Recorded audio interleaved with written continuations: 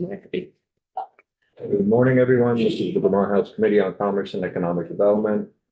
Again, Wednesday, May 28th, 2025 at 9:50 in the morning. So we're now looking at an amendment to S-122 from the Appropriations Committee. Representative Stevens is here to kind of give us appropriations thoughts on the changes, and we can do a straw poll vote. Rep. Stevens, Thanks. Joining us this morning. Oh, you're very well. Thanks for having me. Better to know what's happening then. Did you guys, did you get a copy of this electronically? Yes, it's on our webpage. I had forgotten to share this with Nigel yesterday, and he didn't realize that I didn't share it with him till this morning either. So it'll be emailed to everybody, and this is being pulled up off the floor today, is what I hear. So, and this came from S-122 and their conversations between the chair and vice chair and the chair of appropriations. So these are basically technical changes to S-122 that we discussed yesterday. We discussed this with joint fiscal and with legislative council. So in S-122, there's this amendment has 5 mostly technical amendments to them to align the language in the bill or the reality in the bill with the reality of the budget. It is, if you haven't gotten this from your more experienced members, passing the budget several weeks before we actually adjourn is new and different. And so it is, as these bills are coming down and being finished up, these are just to align some changes with not only with the budget, but also with common language that we use. So the first instance of amendment has to do with, in section 1, there's a section about the $25,000 appropriation to the Vermont Sustainable Jobs Fund. As you all are probably aware of, they were shorted $25,000 in the Senate version of the budget. There wasn't really any clear understanding of how or why that happened. And from what I understand, there was also another appropriation that had not been followed through on $100,000 to do what? It was to produce some kind of information packet or something like that. And so that hadn't gotten anywhere. That wasn't in the budget. But somehow along the way, this $25,000, which was put back into their budget in the conference committee, this got confused in the language. And so by deleting it, we're just saying that project doesn't exist. It wasn't meant to be funded. That $25,000 is already accounted for. So this is duplicative language. And so just cleaning it up. So there's not this is stuff that might be done, in January.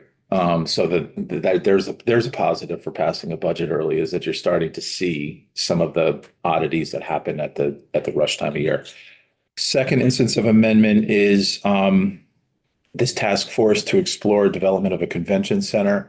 We're striking out the language that existed in the reimbursement section, only to add one clarification at the end of it. So legislators who serve on this committee, the money that is being used for those reimbursements is coming from the General Assembly. And in section 2, the members of the task force who are not legislators, if there's any need for them to be reimbursed, then those payments will be made through monies appropriated to the Agency of Commerce and Community Development. This is common language. It's not. We don't view it as substantial. In the third section of amendment, this has to do with the Irish Trade Commission. Yes. And basically, there was no money put into the budget for that. And apparently the history of the bill prior to this year was that there was an understanding that there wouldn't be any kind of appropriations needed for that.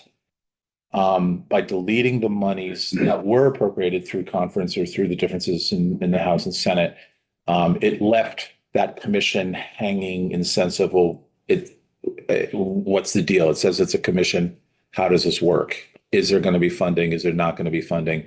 By taking the money out, we just left it hanging. This language here simply says that no one shall receive compensation. So when they form this commission, no one will have the understanding that they will be compensated for serving on this committee. And so the people who put the committee together will also know that there's no money for it. And that's a plan. You'd also push the effective date out a year as well. Yeah.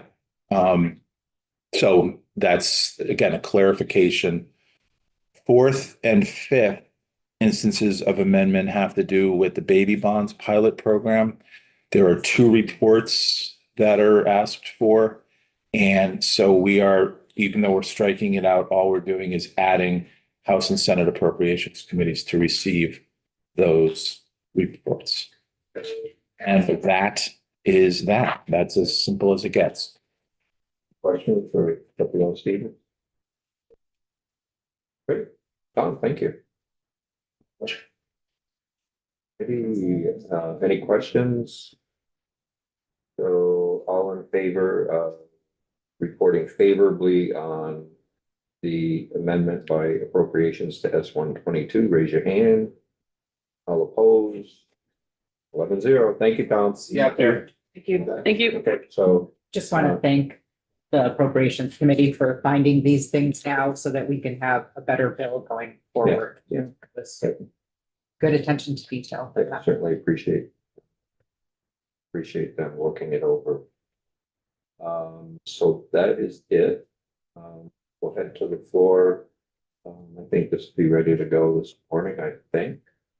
It'll be reported and keep your eyes open to what's happening out there and listen to the speaker, what she's telling us. I do encourage members, when S-127 conference committee starts, that you're welcome to sit in here and listen. And I think it's good for the committee.